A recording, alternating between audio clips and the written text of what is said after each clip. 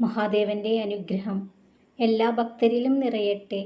ഭക്തരെ, നിങ്ങൾക്കെതിരെ നിൽക്കുന്നവർ നിങ്ങളുടെ പ്രിയപ്പെട്ടവരോ സ്വന്തമോ ബന്ധമോ നിങ്ങളെക്കാൾ ശക്തരോ ശത്രുവോ ആരു തന്നെയായാലും അവരെക്കുറിച്ചോർത്ത് നിങ്ങളുടെ വീര്യം ചോരരുത്.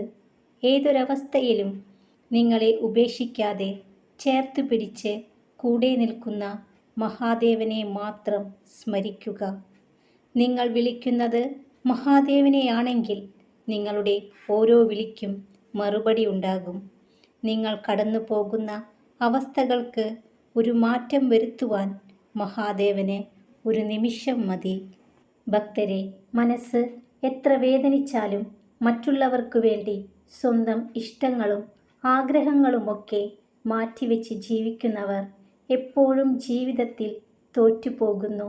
കാരണം അവർ നാളെ നിങ്ങളോട് ചോദിക്കുന്ന ഒരു ചോദ്യമുണ്ട്: എന്താണ് ഞങ്ങൾക്ക് വേണ്ടി ഇത്ര കാലം ചെയ്തതെന്ന്. ആർക്കു വേണ്ടി ജീവിച്ചോ അവർ തന്നെ നിങ്ങളെ ജീവനോടെ മരിച്ചതിന് തുല്യമാക്കും. നിങ്ങൾക്ക് ക്ഷമിക്കാനോ ക്ഷമിച്ചാൽ മറക്കാനോ കഴിയാത്ത ഒന്നാണ് നിങ്ങൾ ഒരുപാട് സ്നേഹിച്ചവർ വിശ്വാസവഞ്ചന കാണിക്കുന്നത്. പിന്നീട് എത്ര അടുത്ത് ഇടപഴകിയാലും അത് ഒരു കനലായി മനസ്സിൽ അണയാതെ കിടക്കും. ഭക്തരെ, മറ്റുള്ളവർ നിങ്ങളെ വിശ്വസിക്കാത്തപ്പോഴും നിങ്ങൾ സ്വയം വിശ്വസിക്കുക.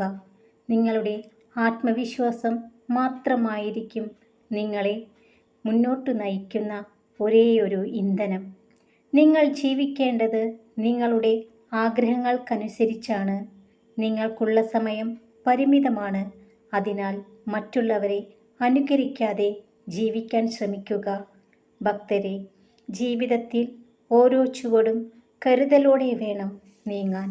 പിന്നിൽ നിന്നും തള്ളിയിടാൻ അവസരം നോക്കി നിൽക്കുന്നവർ നിങ്ങളുടെ ചുറ്റിനുമുണ്ട്.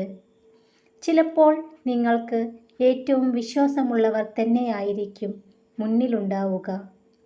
ബുദ്ധിയുള്ള ആളുകൾ മറ്റുള്ളവർ പറയുന്ന നെഗറ്റീവ് അഭിപ്രായങ്ങളെ മുഖവിലക്കെടുക്കാറില്ല.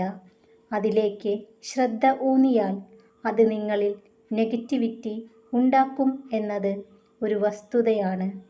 ഭക്തരെ, ജീവിതം സന്തോഷപ്രദമാക്കി തീർക്കുവാനുള്ള ഏക വഴി മനസ്സിനെ എപ്പോഴും ശുഭചിന്തകൾ കൊണ്ട് നിറയ്ക്കുക എന്നതാണ്. ജീവിതത്തിൽ ഒന്നിനും അധികം കാത്തിരിക്കരുത്. കാരണം നിങ്ങൾ വിചാരിക്കുന്നതിലും വേഗത്തിൽ ജീവിതം കടന്നു പോകും. ഭക്തരെ, താങ്ങി നിർത്താൻ ഭഗവാനല്ലാതെ ആരുമില്ല എന്ന തിരിച്ചറിവിൽ വേണം നിങ്ങൾ ജീവിക്കേണ്ടത്. എങ്കിൽ മാത്രമേ തകർന്നു പോകുന്ന ഓരോ അവസ്ഥയിലും നിങ്ങൾക്ക് തളർന്നു വീഴാതിരിക്കാൻ കഴിയൂ. ഭക്തരെ, നിങ്ങൾ മറ്റുള്ളവരെ അളക്കുവാൻ ഉപയോഗിക്കുന്ന അതേ അളവുകോൽ കൊണ്ട് തന്നെയാണ് മറ്റുള്ളവർ നിങ്ങളെയും അളക്കുന്നതെന്ന് എപ്പോഴും ഓർക്കുക. ഭക്തരെ, നിങ്ങളുടെ മനസ്സ് മറ്റുള്ളവരുടെ നന്മയെക്കുറിച്ച് ചിന്തിക്കാൻ തുടങ്ങുന്ന നിമിഷം നിങ്ങളുടെ ജീവിതത്തിലേക്ക് സമാധാനം പ്രവേശിക്കുന്നു. ഇടുങ്ങിയ ചിന്താഗതിയിൽ സ്വന്തം സ്വപ്നങ്ങളെ തളച്ചിടാതെ ചിറകുകൾ വിടർത്തി പറക്കുക. പുതിയ ആകാശങ്ങൾ നിങ്ങൾക്കായി തുറക്കപ്പെടും. ഭക്തരെ, മറ്റുള്ളവരുടെ കുറ്റങ്ങൾ പറയുന്ന സദസ്സിൽ നിങ്ങൾ ഒരിക്കലും ഇരിക്കരുത്. കാരണം നിങ്ങൾ ഇരുന്ന കസേര ഒഴിയുന്ന സമയം മുതൽ അവരുടെ അടുത്ത ചർച്ചയ്ക്കുള്ള കഥാപാത്രം നിങ്ങളായിരിക്കും. ഭക്തരെ, എവിടെയാണോ നിങ്ങൾ കരഞ്ഞത്, നിന്ദിക്കപ്പെട്ടത്, പരിഹസിക്കപ്പെട്ടത്, അവിടെ തന്നെ നിങ്ങൾ ഒരിക്കൽ മാനിക്കപ്പെടും. ഭക്തരെല്ലാം സന്തോഷത്തോടു കൂടിയിരിക്കുക. മഹാദേവന്റെ അനുഗ്രഹം എല്ലാ ഭക്തരിലും നിറയട്ടെ. ഓം നമഃ ശിവായ.